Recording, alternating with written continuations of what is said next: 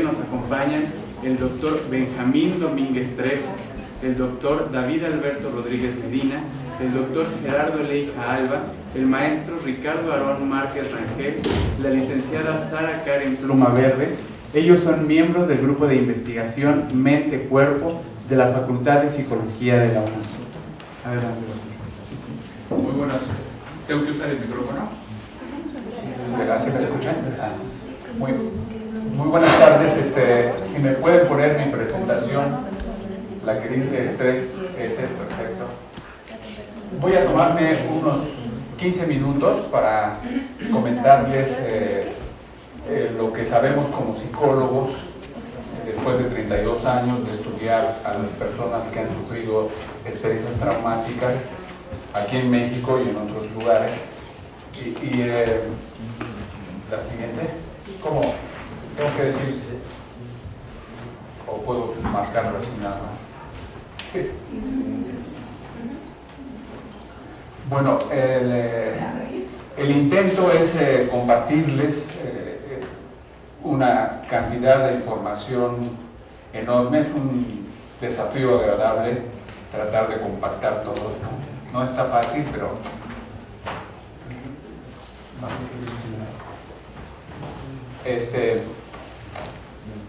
A diferencia de otros campos de la investigación científica, que seguramente ustedes están familiarizados,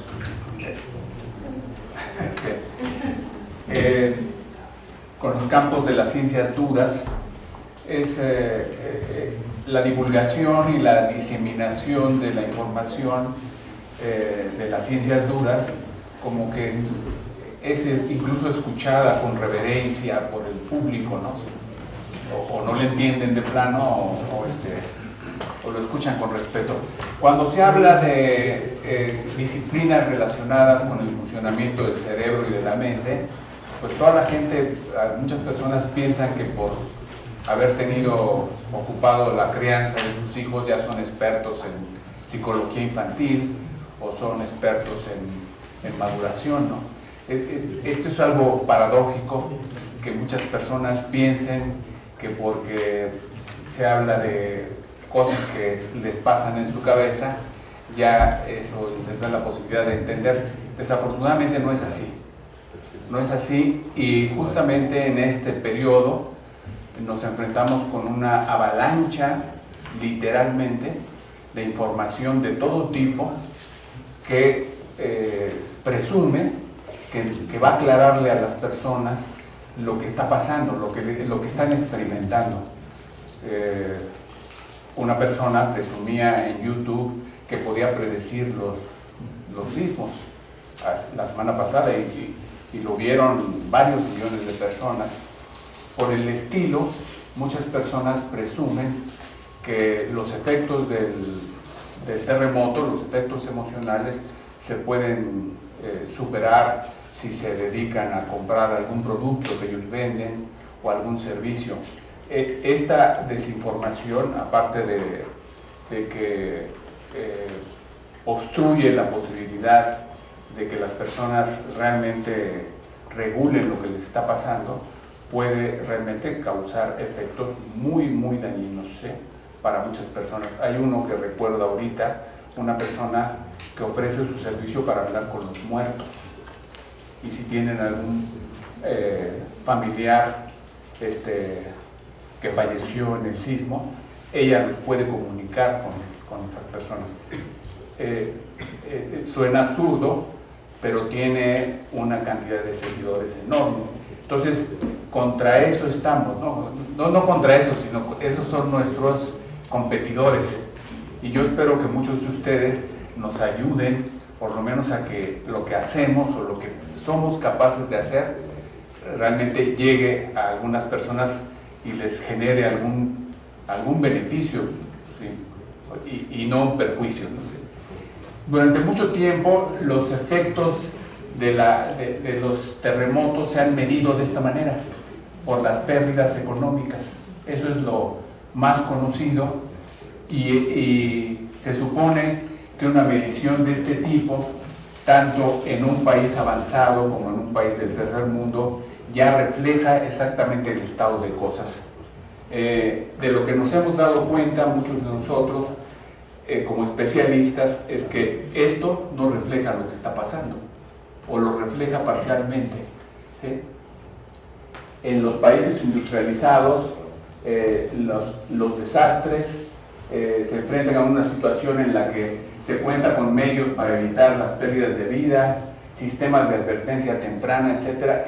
En países del tercer mundo, nosotros vivimos en el tercer mundo o en el cuarto, ya no estoy seguro, la escasez de recursos para sistemas de prevención pues es una cosa muy común. Las alarmas sísmicas no se instalaron en muchas partes de nuestro país, ya lo sabemos todos, ¿sí? Entonces, esta situación no refleja lo que está pasando. Una parte de lo que les está pasando a los mexicanos, de lo que nos está pasando, puede ser reflejado en lo que se conoce técnicamente como estrés postraumático. Son todos estos cambios, ¿sí? Se los acabo de actualizar en la mañana. Los síntomas que les voy a mencionar rápidamente tienen una prevalencia a nivel de todos los adultos de 19%, que no es una cifra menor, y para la población general de 5 a 7% es la prevalencia de todos estos síntomas. Estos porcentajes se modifican sensiblemente después de una experiencia catastrófica, que va asociada a experiencias traumáticas. ¿Qué tenemos? ¿Qué es lo que experimentan las personas? Bueno, experimentan lo que llamamos el flashback en inglés o reexperimentación en español, que es la repetición, la evocación, incluso involuntaria. Las personas no desean recordar ya los detalles de las lámparas moviéndose o los vidrios rompiéndose, pero esos recuerdos regresan no solamente como evocaciones borrosas del incidente, sino son experiencias muy vívidas, ¿sí? Que ponen a las personas otra vez en la misma situación del sismo, ¿sí? Y eso incluso interrumpe el sueño fisiológico, ¿sí? Eso puede durar bastante tiempo. El segundo grupo de síntomas del estrés postraumático son los niveles elevados de activación simpática. ¿Cómo sabemos que una persona está activada o demasiado activada? Porque no puede dormir, ¿sí? No puede estar tranquila, está hiperalerta, se cae un lápiz y salta, ¿sí? Alguien cierra una puerta repentinamente y se pone a gritar y suda, ¿sí? Estos niveles elevados de activación simpática son lo más fácil de observar después de las reacciones emocionales en una persona después de una experiencia como el sismo que tuvimos, ¿sí? Y de hecho la industria farmacéutica, que no es una madre de la caridad, pues vende sus productos justamente para modular esa situación. Todos los ansiolíticos, los medicamentos ansiolíticos, las benzodiazepinas se venden bastante porque las personas piensan que esa es la solución para resolver su experiencia traumática, sus síntomas de estrés postraumático.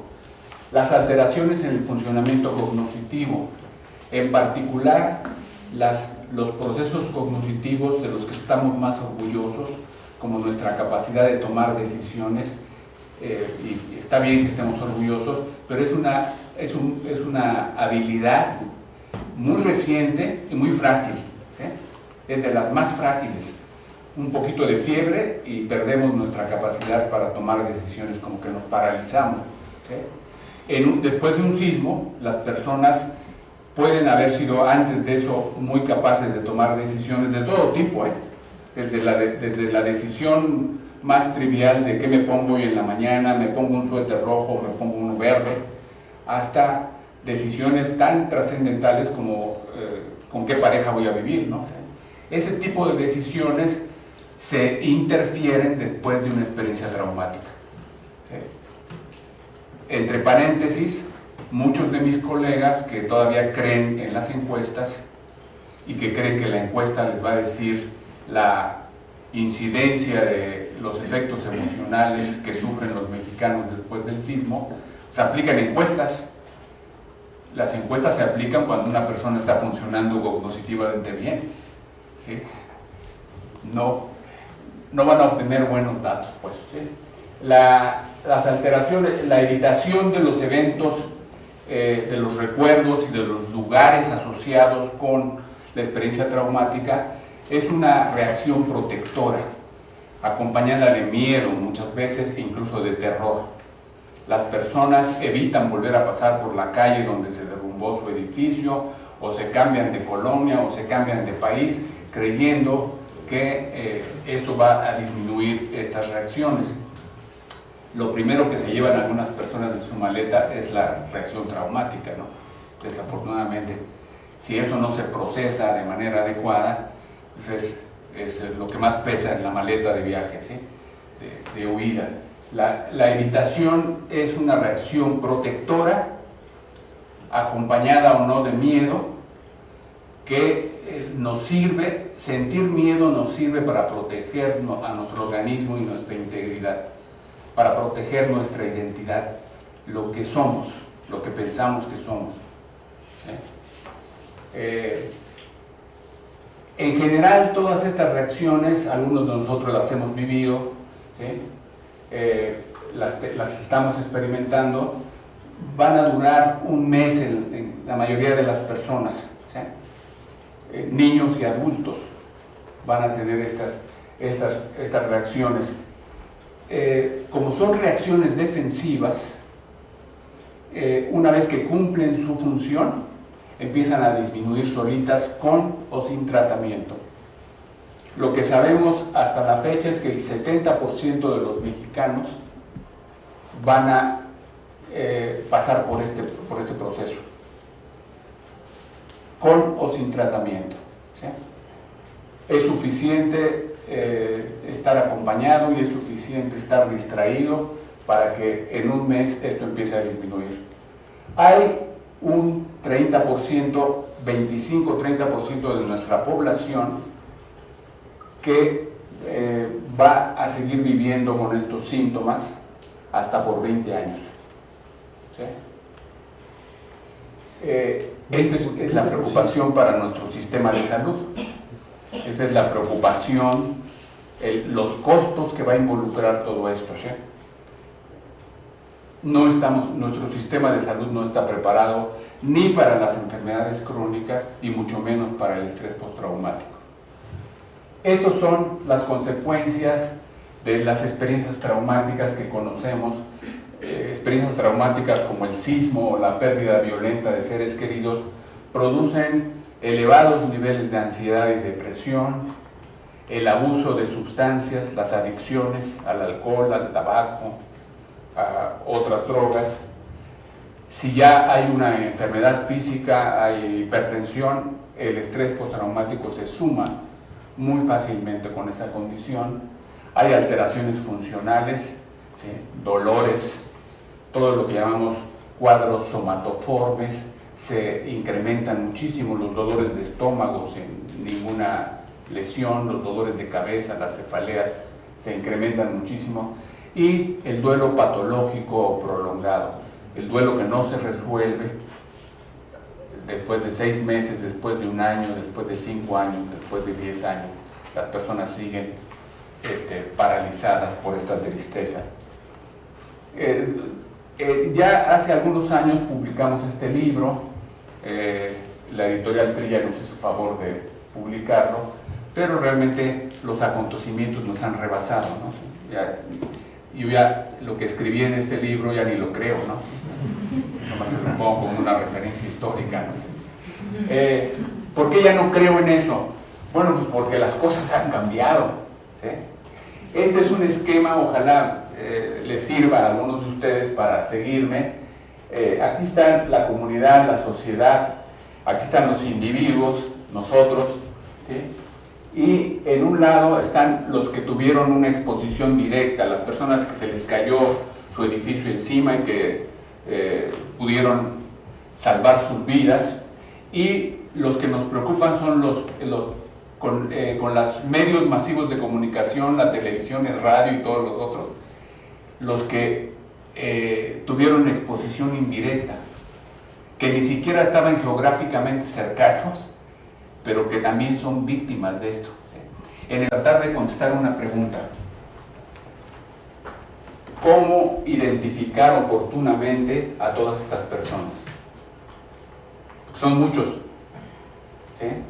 ¿Cómo identificar a las personas que después de 3 meses van a seguir teniendo o presentando estos síntomas que les acabo de describir, antes de que queden incapacitados, antes de que ya no puedan seguir trabajando, ser personas productivas, antes de que pierdan el gusto por convivir con sus familias y sus amigos? Un especialista en nuestro campo que no pueda contestar estas preguntas, pues no está haciendo ninguna contribución. Y realmente lo que les queremos presentar es lo que hemos tratado de adaptar, diseñar y crear para tratar de responder a esa pregunta: ¿cómo identificar a las personas vulnerables que tuvieron exposición indirecta, que son muchísimos, ¿sí?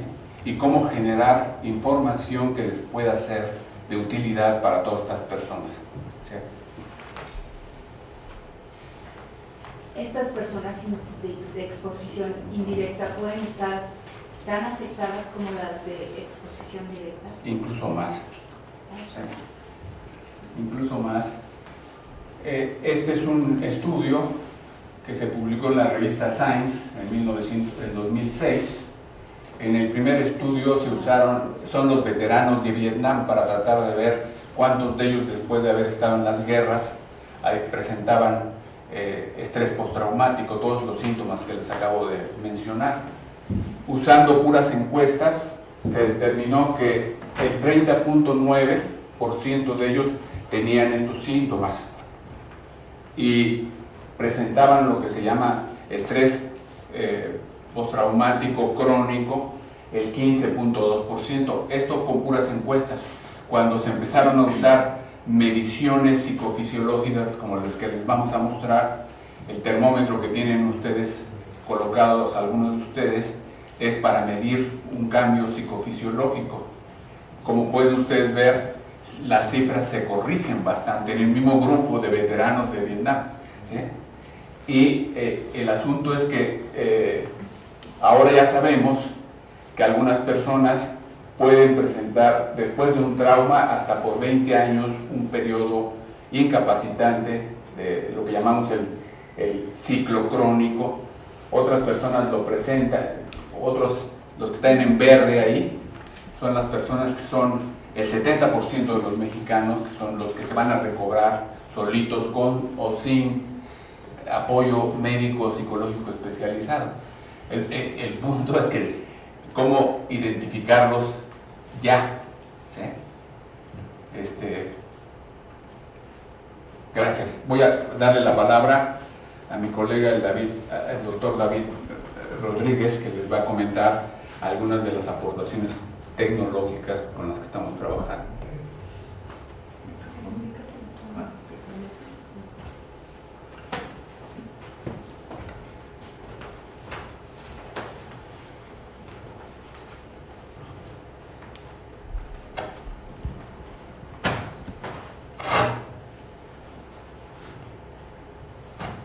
Buenas tardes, ¿se escucha ahí?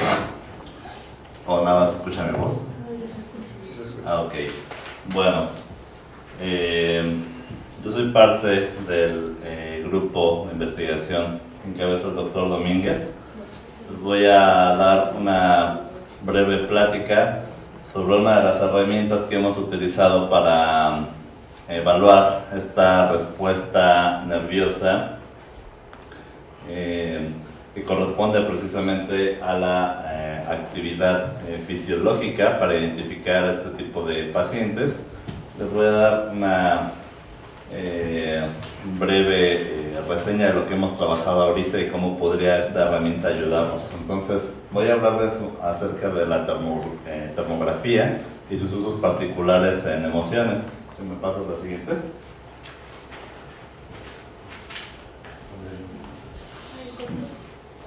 No me encontró. Perfecto. Bueno, la termografía es una herramienta, un dispositivo tecnológico que se parece físicamente a cualquier cámara de video como ustedes tienen a su alrededor.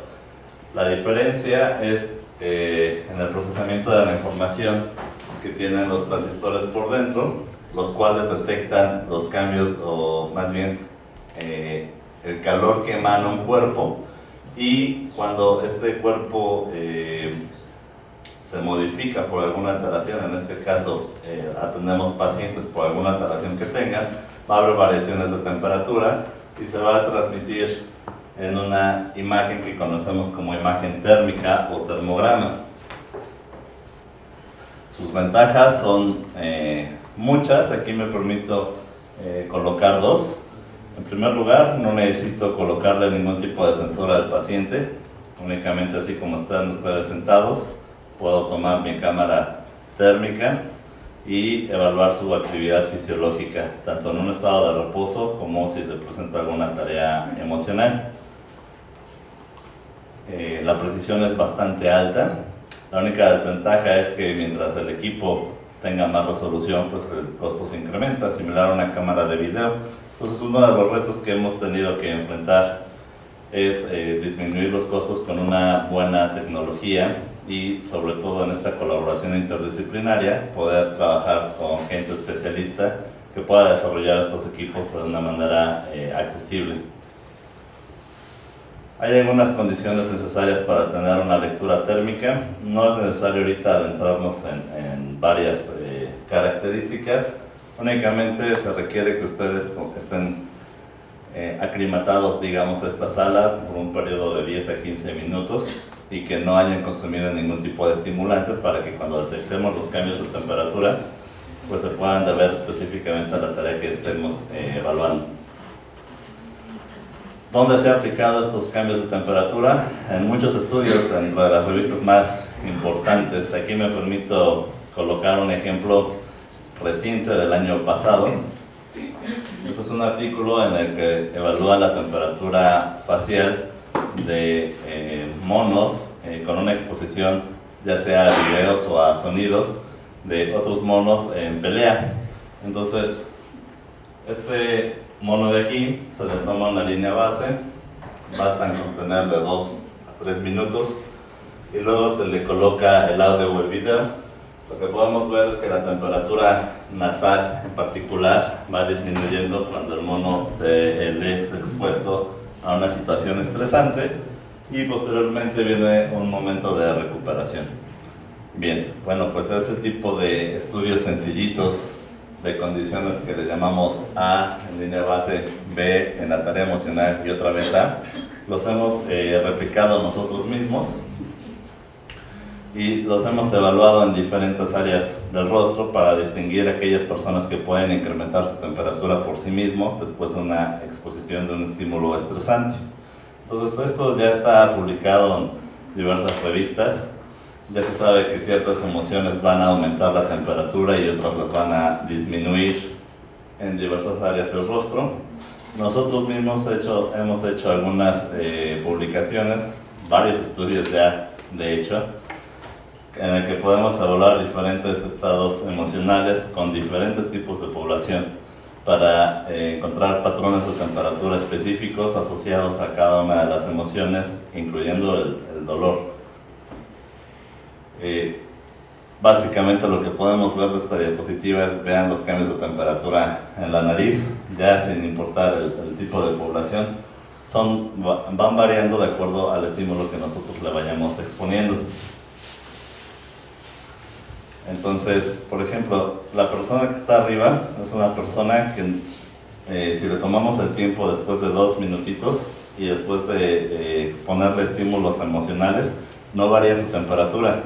Pero cuando le ponemos a hacer algunos ejercicios, vean la temperatura de su nariz a la parte de abajo, logramos hacerla que la modifique. Entonces, nosotros con el equipo de esta herramienta podemos cuantificar con precisión la temperatura nasal y de cualquier parte del cuerpo bajo situaciones de estrés. Esta persona es una persona que no regula normalmente sus emociones, y en una tarea de relajación. Esta diapositiva es básicamente un ejercicio que ahorita vamos a tratar de realizar con ustedes, con esa bandita que tienen ustedes colocadas en las manos, donde esperamos un cambio similar al de esta diapositiva. Y como les decía, lo hemos hecho o aplicado en diversas poblaciones. Yo creo que vale la pena mencionar que ya hemos encontrado algunos patrones de temperatura en diferentes áreas del rostro, en población clínicamente sana y en población, tanto en población con dolor crónico o población oncológica. Sin que me detenga a analizar las gráficas o los resultados de aquí, creo que es suficiente con la pura exposición térmica de cómo va variando la temperatura en el rostro.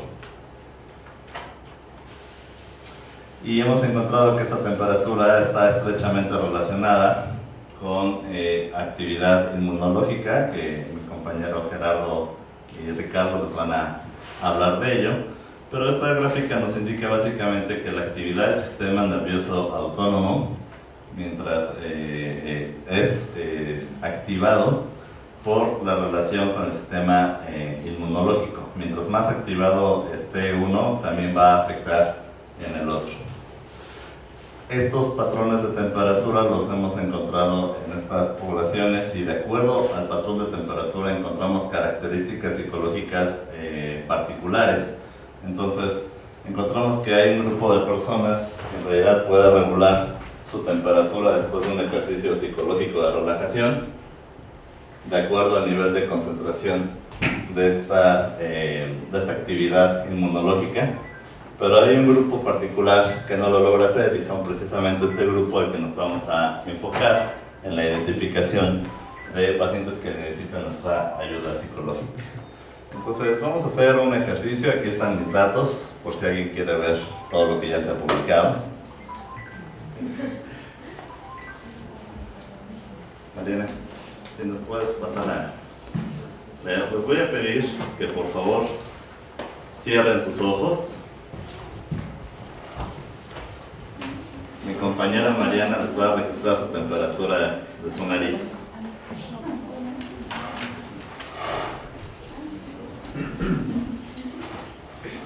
Mantengan sus ojos cerrados, por favor.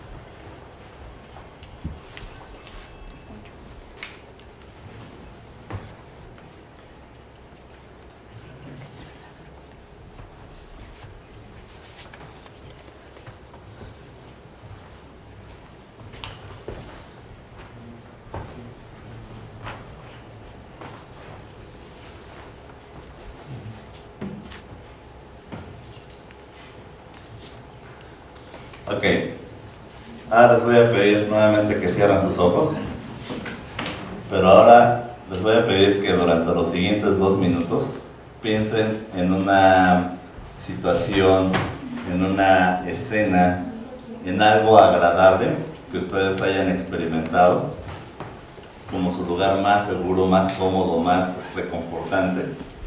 quiero que traten de imaginarse lo más vívidamente posible que están en este escenario. ¿De acuerdo? Entonces, por favor, cierren sus ojos nuevamente. A algunas personas les funciona mucho acordarse de un bebé. Los bebés ayudan mucho. Acuérdense del olor de los bebés, de la pielecita suave de los bebés, y eso puede ayudar a producir sensaciones mucho más emocionalmente positivas. Muy bien, entonces 2 minutos, por favor, concéntrense en lo más placentero de sus vidas, lo más agradable. Mantengan sus ojos cerrados.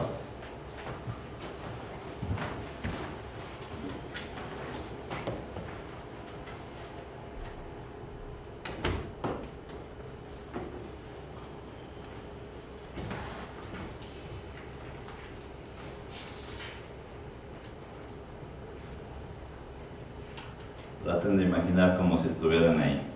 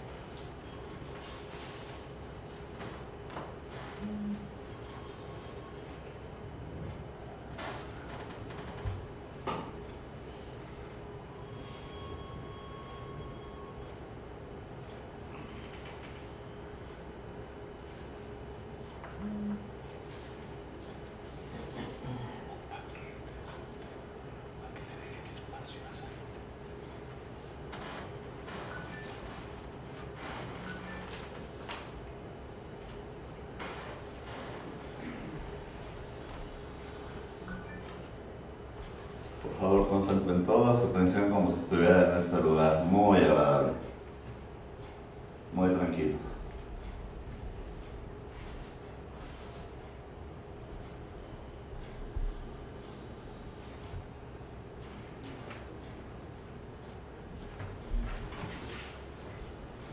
Sigan manteniendo esta sensación. Concéntrense.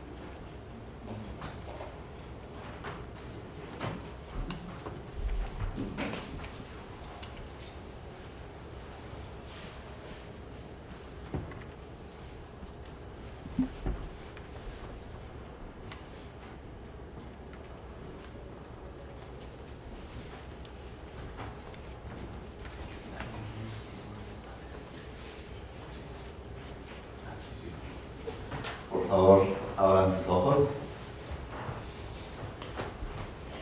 De aquí de los presentes, ¿quién sintió que se pudo relajar, que se pudo poner cómodamente? Levante su mano, por favor. Ok, muy bien. Tomamos una temperatura inicial y una temperatura posterior. Lógicamente necesitamos comparar las diferencias en el antes y en el después. ¿Quién no sintió que se pudo relajar? Que no se pudo concentrar. ¿Todos se concentraron?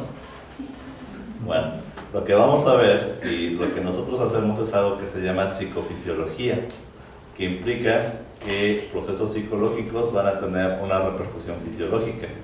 Entonces, lo que vamos a ver con la medida fisiológica es evaluar estos cambios de temperatura debidos o no a los cambios psicológicos, y necesitaríamos, si tuviéramos que hacer el estudio, pues evaluar otras características psicológicas. Sin embargo, si hay un cambio de temperatura que nosotros le llamamos un cambio positivo, y esto significa un incremento de temperatura en su nariz, pues vamos a evaluar que estas personas tienen mayor facilidad de regular la fisiología de su cuerpo cuando les pedimos situaciones cómodas o agradables. Las personas que tienen estrés postraumático, debido a toda la sintomatología que ya listó el doctor, no tienen esta capacidad, y entonces lo que vemos en sus temperaturas es que se mantienen los cambios o inclusive pueden disminuirlos. De eso nos va a comentar nuestra compañera Sara. Bueno, entonces vamos a procesar mientras sigue la plática sus resultados, y al final les damos un breve resultado. Gracias.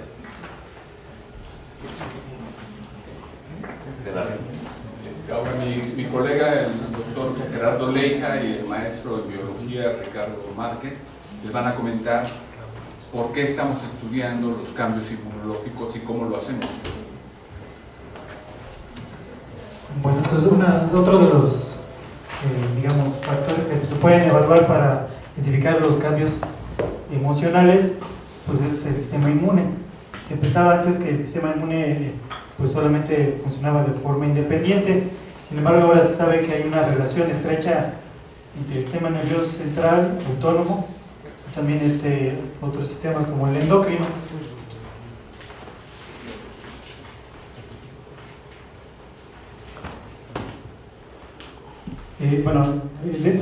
Cuando se habla del sistema inmune, pues se sabe que hay dos tipos o hay dos momentos en los cuales se funciona el sistema inmune, que se llama el sistema la inmunidad innata y la inmunidad adaptativa.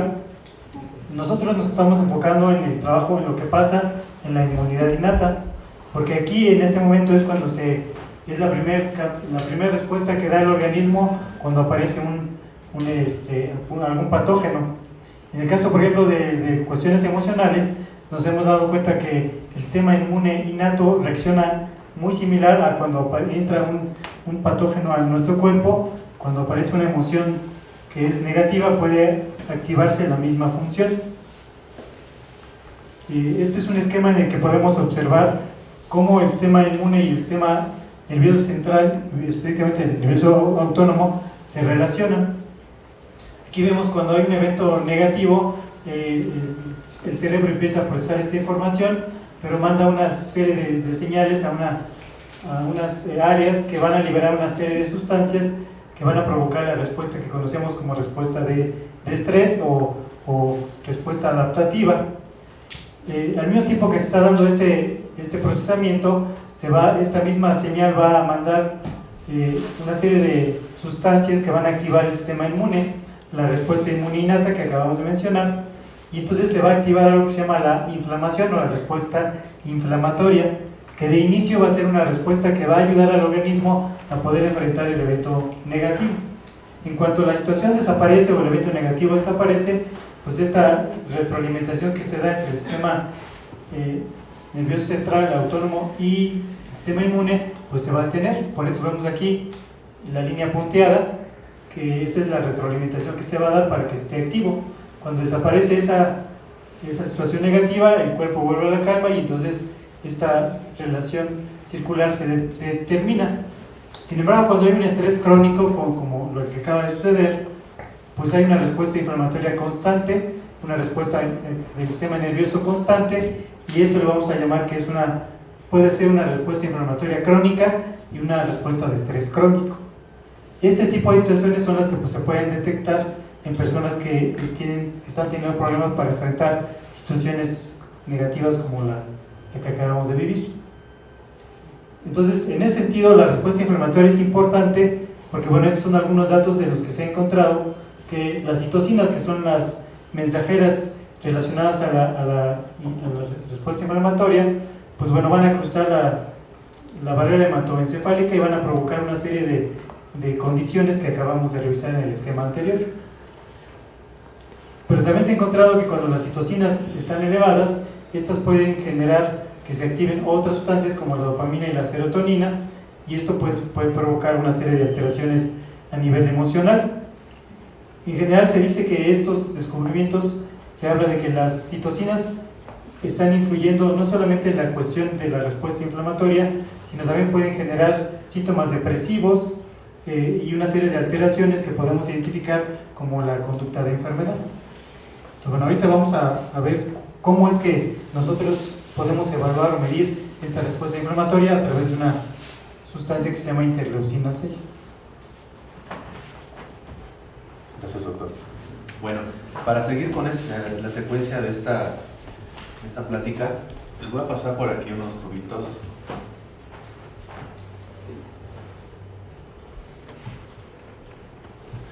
Estos tubitos nos sirven para colecta de saliva.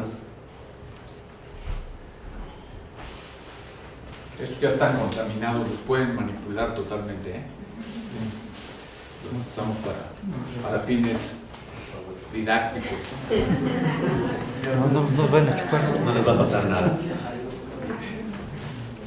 ¿Qué hacemos con ¿Por qué medimos estas interleucinas en el caso de la IL-6? Esta proteína es un biomarcador que nos indica algún estado emocional, inclusive estados de lesión. Esta interleucina o citocina se presenta pues, en todo nuestro cuerpo. La tenemos en los músculos, la tenemos en el sistema nervioso central, en varios órganos.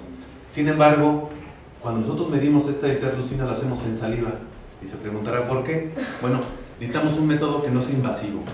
¿Por qué? Porque cuando nosotros vamos al laboratorio nos piden que nos hagan un análisis clínico, pues nos piden una muestra de sangre, orina, etc., ¿no?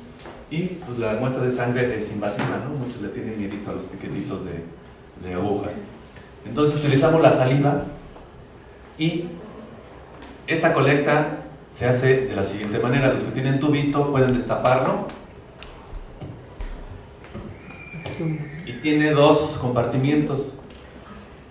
El compartimento del medio tiene un hisopo, lo pueden sacar y lo pueden tocar. Este hisopo se pone en la boca y se juega en la boca para colectar saliva, absorbe la saliva. Regularmente, una persona que esté estresada, se le seca la boca, ¿verdad? Bueno, entonces imagínense, este hisopo nos permite colectar la mayor parte de saliva. Algunos se preguntarán, yo tengo aquí un tubito con tapón verde y otro sin color, incoloro, transparente. Bueno, el de tapón verde, el hisopo tiene ácido cítrico para que promueva la salivación. ¿Sí? Es como cuando se imaginan una jícama con chile, algo así por el estilo, les provoca salivación, o un manguito ahí con chilito piquín.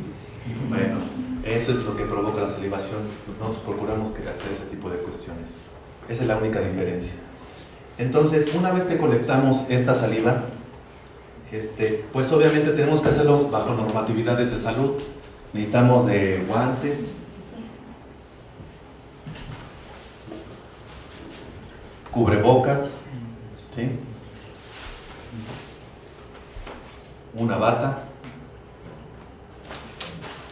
y algunos otros aditamentos como alcohol swab, esponjitas con alcohol para limpiar, etcétera. ¿Por qué? Porque cualquier fluido corporal es potencialmente infeccioso, entonces debemos de manejarlo de esa manera.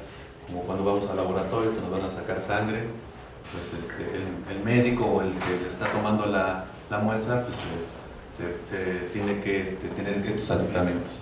Bueno, una vez que tomamos la muestra de saliva, el tubo como tal se lleva al laboratorio y pasa sobre un procedimiento muy largo, que es una prueba que le conocemos como de ELISA. Cuando ustedes van al laboratorio clínico que les piden un perfil de anticuerpos antinucleares o alguna otra prueba de laboratorio, pues le toma la muestra y pasa a un tubito, o puede ser de otro tipo con otros aditamentos, y pasan en equipos automatizados o manuales para ser procesados y tener un cuantificador. ¿Qué tenemos aquí? En nuestro caso, lo que cuantificamos es la IL6. ¿Cuánta IL6 tenemos o tiene cada uno en su saliva? No lo vamos a hacer aquí, pero imagínenselo. El hisopo se mete a una centrífuga, el sobrenadante de la saliva es donde se toma la muestra y se analiza. Se necesita una pequeña parte de proporción proporción de saliva, para poder cuantificar cuánta IL6. Hemos identificado que muchas personas que están estresadas elevan su IL6 bastante. Arriba de 10. Sí, el nivel, digamos, normal está de 4 picogramos sobre mililitro, decilitro, perdón, y arriba de 4 hacia arriba hemos identificado inclusive hasta 20 puntos personas que están muy estresadas. Entonces, estos son los procedimientos que nosotros utilizamos para poder cuantificar, y después viene el análisis de los datos. Así como fue con la temperatura que tomamos antes o durante o después, se tiene que hacer también con IL6 para decirnos este correlato, qué relación tiene con la temperatura y qué relación tiene con el proceso estresante que estamos llevando.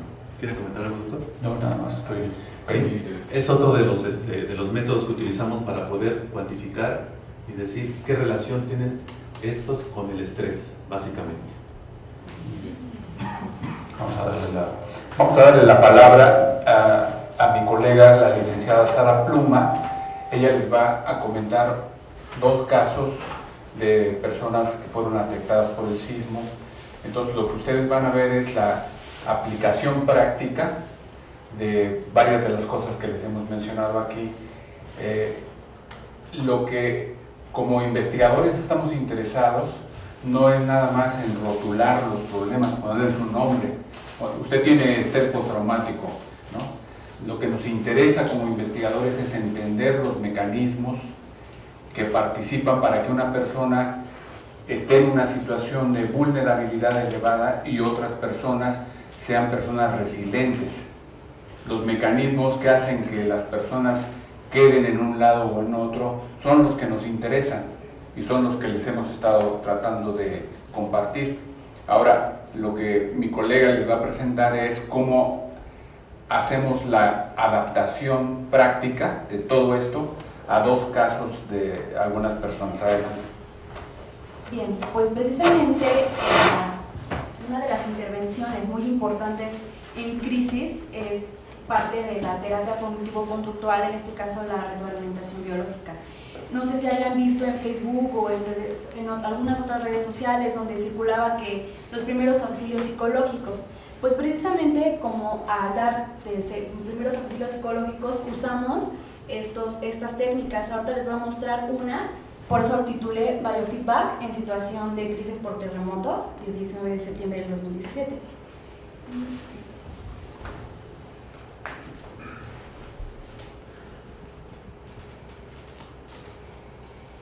Y bueno, pues como lo hemos estado viendo a través de las otras exposiciones, lo que medimos son biomarcadores autonómicos. En este caso, con la cintita que tienen, es una cinta de líquido termorreactivo. Ese nos indica la temperatura, los cambios, los pequeños cambios. Arriba, si se pueden dar cuenta, están los grados centígrados y abajo los grados Fahrenheit. O al revés, ¿no? Sí, abajo están los grados centígrados y arriba están los Fahrenheit. ¿Sale? Los que nos importan son los grados Fahrenheit porque son pequeños cambios. En este caso, por ejemplo, nos reporta la temperatura periférica de la piel. Es muy diferente a la temperatura central, que nos la podemos tomar con algún otro termómetro que podemos comprar en la farmacia. ¿Sale? En esto, por ejemplo, nos indica que si tenemos temperatura alta es relacionada con la relajación, como ya lo venimos escuchando. Por ejemplo, aquí hay unos parámetros que lo podemos ver que más de 84 grados Fahrenheit se relacionan más con estado emocional positivo, de tranquilidad, y cuando esto es menos indica un estado de estrés. Ahorita ustedes lo pueden observar un poco más arriba, pero por ejemplo hemos tenido pacientes pues con dolor crónico y los grados en Fahrenheit no los alcanzan, o sea, son muy por debajo de los 84. Entonces, pues nos importa los cambios. Y el otro caso, que es, bueno, se midió la temperatura periférica en un caso y en otro con el N-Wave se le llama un dispositivo que nos arroja tipos de coherencia.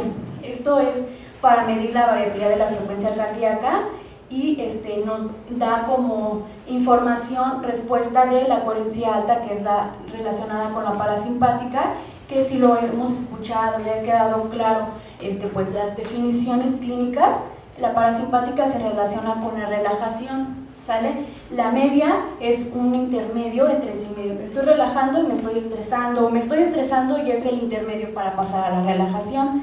Y la coherencia baja es la actividad simpática, es la que se relaciona mucho con el estrés, porque la simpática, bueno, se relaciona también con la segregación de norepinefrinas. En este caso, pues las norepinefrinas tienen que ver con la serotonina que nos produce alteración, por ejemplo, cuando también estamos alegres o muy emocionados.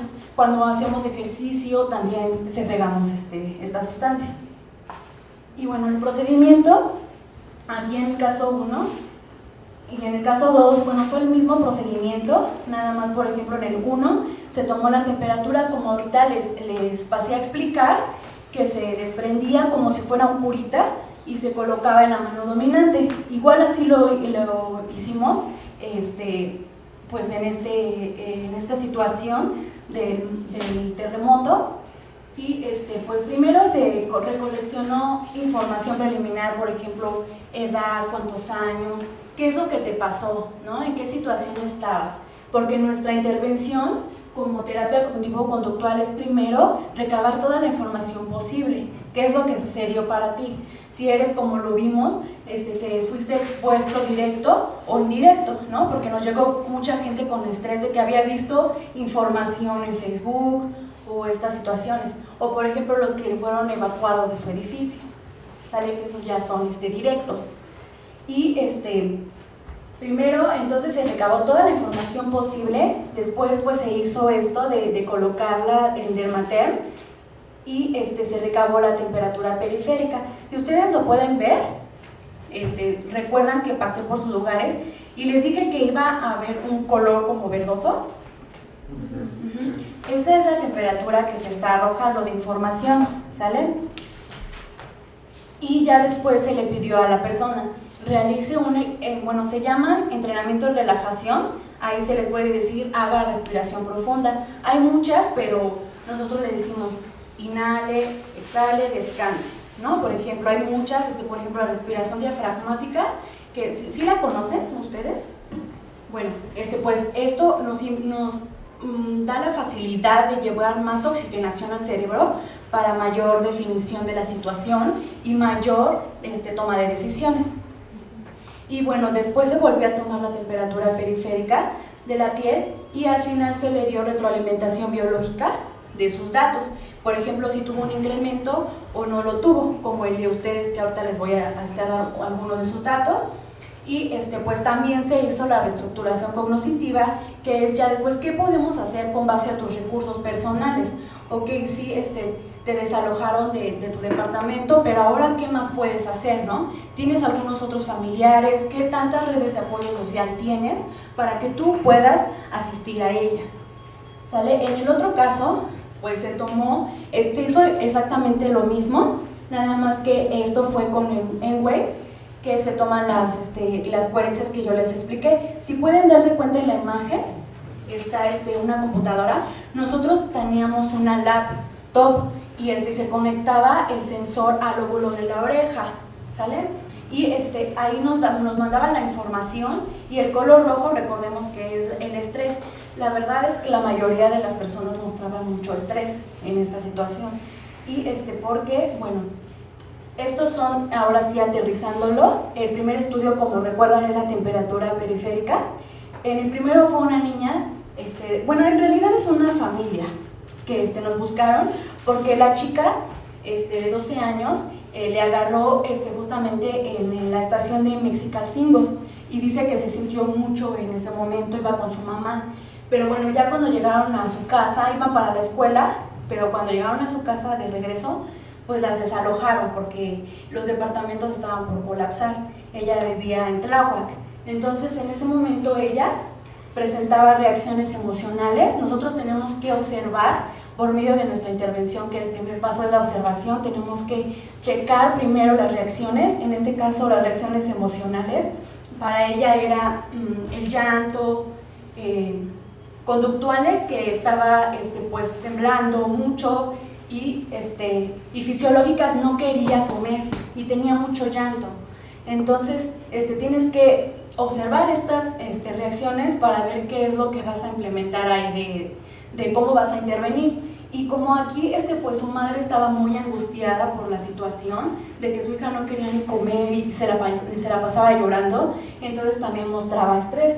Y la red de apoyo social aquí realmente nada más era la abuela, que es la que las estaba pues ya llevando a su casa, ¿sale? Que las habían evacuado, y entonces ella ahorita estaba haciendo su única red de apoyo social. Y aquí mostramos los datos. Antes, en las barras rosas es de la niña, su temperatura, pues recordemos que en 84 es una temperatura pues realmente baja, pero lo que necesitamos es buscar si había un cambio, y aquí vemos que no hay cambio.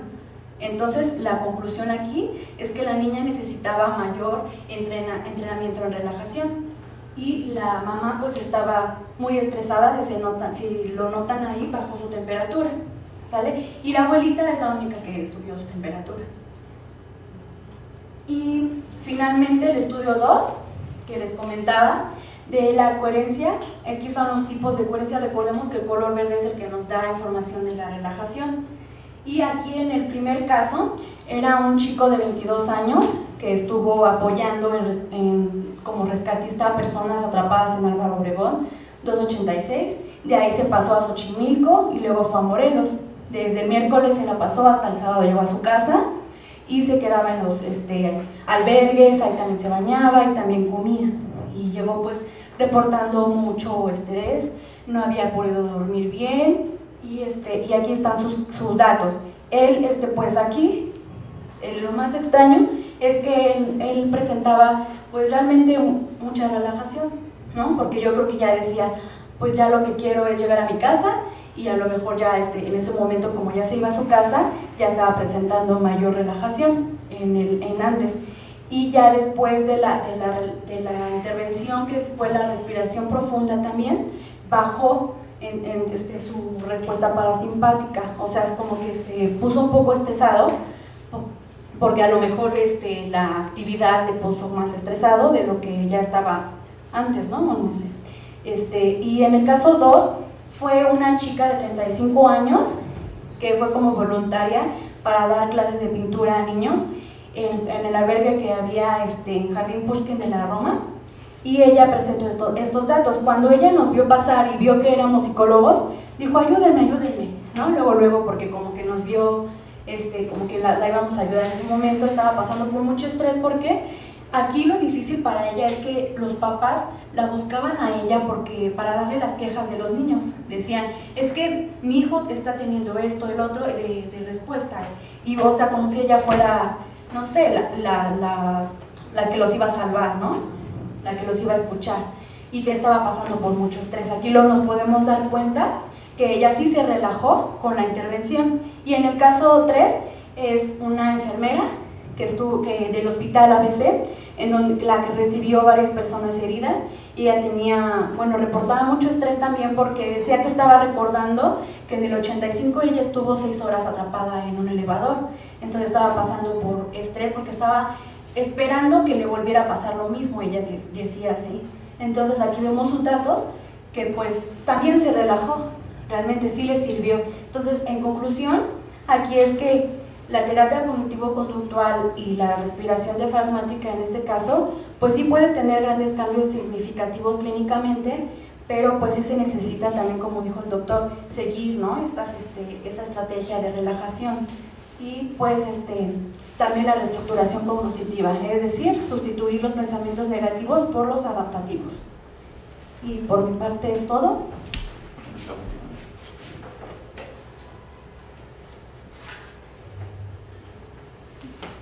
Bueno, muy bien.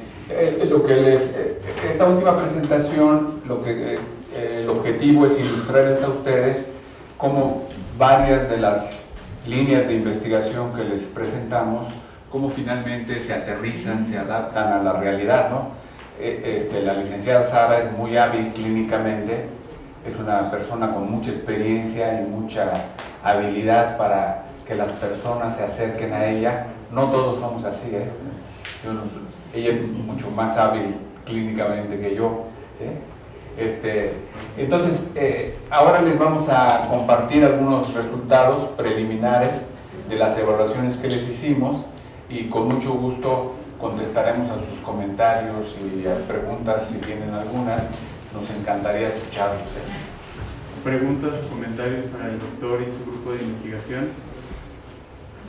Bueno, perdón, nada más quería dar el dato de las temperaturas para que tengan más preguntas que hacer. Bueno, de los... Para que te escuchen. Claro, claro. De los 18 participantes que están ahorita en esta sala, a los cuales se les midió su temperatura, esta es una evaluación de tercer mundo, pero muy práctica y rápida.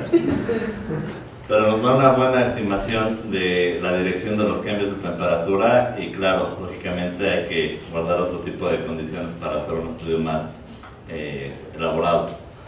Pero bueno, de los 18 participantes que están en la sala y que se les midió la temperatura, ¿ustedes cómo creen que salieron? ¿Creen que se pudieron realmente relajar y aumentar su temperatura? Bueno, encontramos el mismo porcentaje de sujetos que hemos estado aquí hablando. 1 de cada 3 sujetos aquí presentes también necesitaríamos una evaluación más profunda porque 1/3 no pudo aumentar su temperatura, al contrario, la disminuyó. Entonces hablamos de que aumentaron al 61.11%, la logró aumentar. 2 personas no hubo ningún cambio y en 5 de las 18, es decir 27.7%, la disminuyó. Entonces es el mismo resultado que hemos encontrado, aproximadamente entre 2 y 3 personas de cada 10 van a requerir alguna evaluación más elaborada y un tratamiento psicológico especializado. Bueno, ahora sí, preguntas, comentarios, quejas, traumas. Hola, buenas tardes, bueno, es precisamente sobre esto, porque mencionan que el 70% de la población sí puede manejar una situación de este tipo, y hay 30% que no. ¿Qué características tiene ese 70%? Porque sí es muy alto, ¿no? Que la propia gente pueda modularse a sí mismo para manejar este tipo de situaciones. Sí, qué bueno que se confirman las cifras que les estamos dando, incluso en este grupo más reducido, pero sí, esa es la idea. La mayor parte de nosotros, por razones genéticas, por razones culturales, por razones sociales, vamos a superar esta situación. Incluso algunos de ustedes, el 60% que les medimos que sí cambiaron su temperatura, son personas que no solamente van a superar esta situación, sino que le van a sacar mucho provecho. O sea, los desafíos ambientales a todos nos sirven para reinventarnos, ¿sí? Para volvernos a reconstruir. Esa es la vida, ¿no? La vida nos da la oportunidad de, si tenemos recursos, de pasar a otra etapa, como subiendo escalones, ¿no? Entonces, ese es el 60-70% de nosotros. Yo espero estar en ese grupo, ¿no? Ya me he medido varias veces y no se trata nada más de vivir más, sino de vivir mejor. Y estas son 3 cosas nada más que les quiero compartir. La soledad es un factor de riesgo para la salud, incluso más alto como factor de riesgo que fumar y que la presión arterial elevada, mucho más. O sea, estar solo, y sobre todo estar solo en estos periodos, después de un trauma, es un factor de riesgo elevadísimo, incluso para morirse. ¿Sí? Ya se murieron 2 personas por infarto hace un par de semanas, son estas. ¿Sí? Entonces, los mexicanos somos muy ricos en esta situación, en el apoyo social. Entonces, hay que aprovechar eso. Lo sabemos por estudios con otras especies, lo sabemos, los monos no solamente son nuestros primos, ¿sí? Y cuando los observamos, los estudiamos, sabemos que podemos observar sus jerarquías, quiénes ocupan un rol directivo y quién es subordinado. Entonces, los que tienen un rol directivo son a los que expulgan, y a los que toca expulgar son los subordinados. ¿Sí? Los subordinados, los que expulgan, también se benefician en su sistema inmune. Ayudar a otros nos cambia, no solamente emocionalmente, nos cambia inmunológicamente. Fortalece nuestro sistema inmunológico ayudar a otros. ¿Sí? Simular que ayudamos a otros ayuda un poquito, pero no tanto.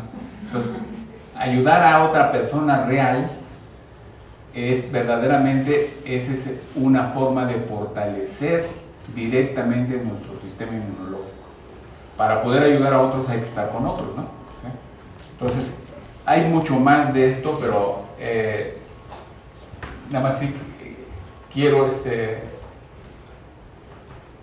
somos diferentes los hombres y las mujeres. Las mujeres se benefician mucho más del apoyo, y ya, nada más esto, se me había quedado en el tintero y no quería dejar. ¿Alguna otra pregunta o comentario que quieran? Aquí hay otra pregunta. Adelante. Doctor, bueno, antes que nada felicitarlo por su exposición, y creo que esta parte práctica con los demás colegas sirvió de mucho para poder aclarar ciertos puntos que tienen que ver con la parte de la temperatura. Y yo le quería preguntar en la parte de los criterios diagnósticos, en el caso, por ejemplo, del DSM-5, que maneja ciertos criterios de diagnóstico, ustedes como especialistas, como expertos, ¿cómo lo retoman o qué criterios están utilizando para las investigaciones que están realizando? Y también un poco diferenciar el estrés agudo del estrés crónico, porque de repente hay mucha información, y se lo comento un poco por la parte de los medios de comunicación, que se informa del estrés postraumático y a veces no se manejan bien los criterios para poder decir si es o no, que nos pudiera ahondar un poco más en el asunto y decir si antes de estos 3 meses la persona en este estrés agudo que vive, que es hasta cierto punto normal, natural, con una respuesta, como usted lo mencionaba, de mecanismo de defensa inmunológica, ¿se puede considerar ya estrés postraumático como tal dentro de los criterios, o podemos hablar de un estrés de alguna forma, sin llamarlo estrés postraumático, sino simplemente un estrés agudo ante una respuesta traumática, y a partir ya de estos 3 meses considerarlo ya un trastorno como tal, por todo lo que implica, por toda la sintomatología? Entonces, para que usted como experto nos pudiera aclarar, doctor, esta parte. Con mucho gusto. Estos son aspectos técnicos.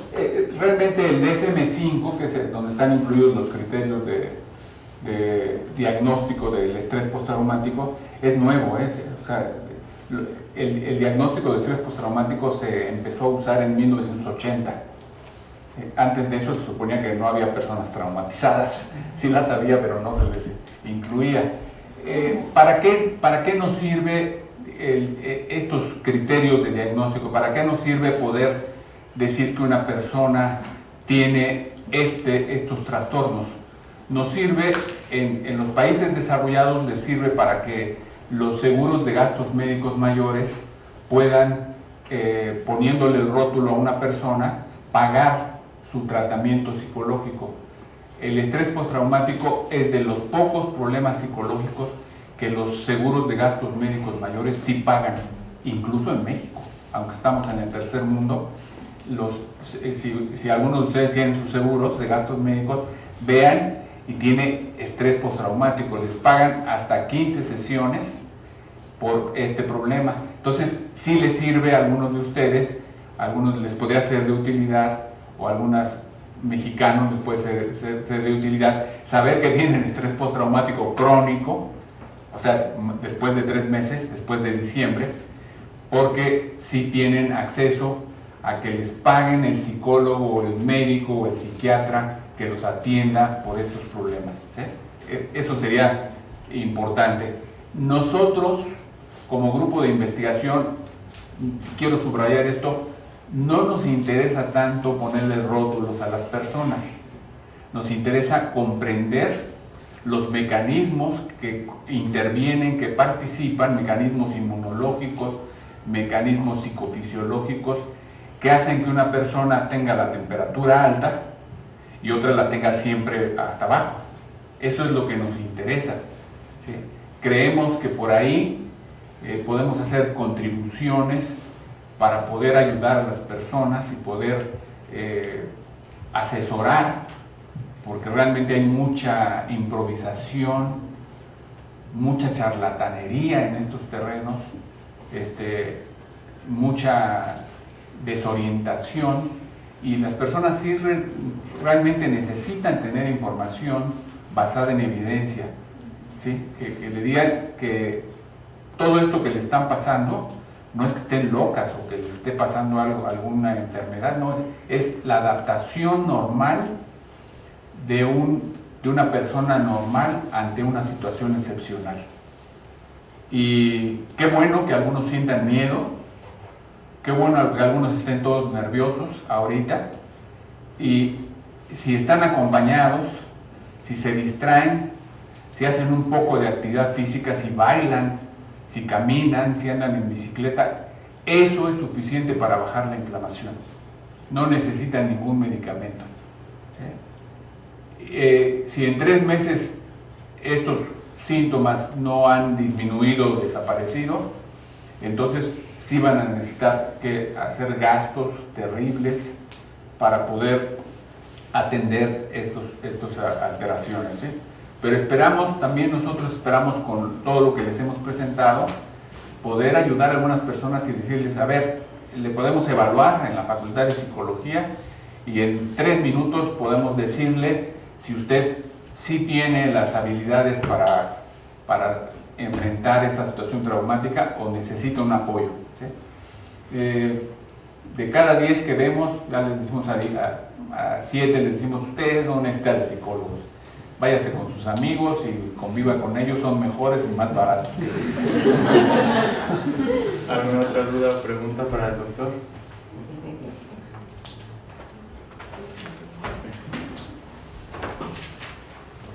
Consíganse buenos amigos, ¿eh?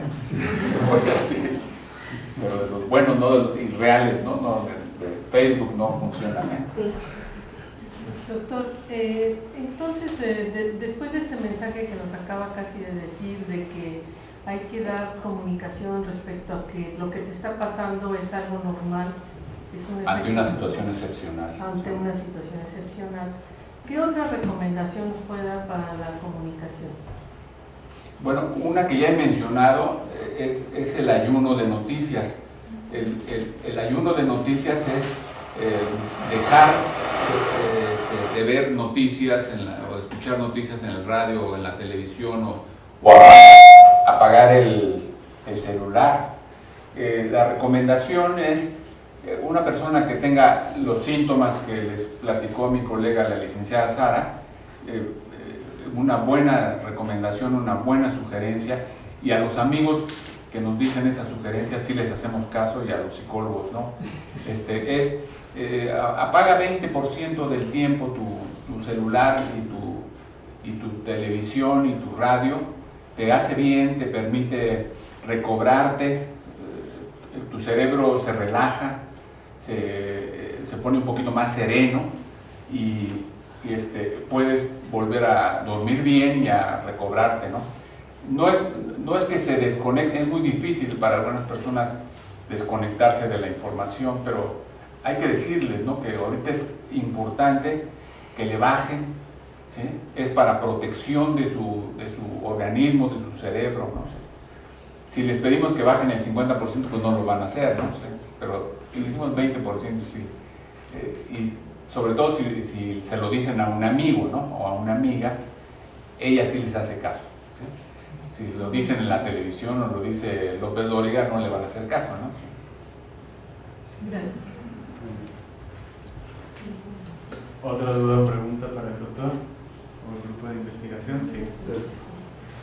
Doctor, una felicitación, gracias por esta ponencia. Desde el punto de vista del arte, ¿cómo es su opinión que con esto de que muchos diseñadores hicieron libros para los niños, de la perrita Frida, qué tanto influye o se influye en el comportamiento?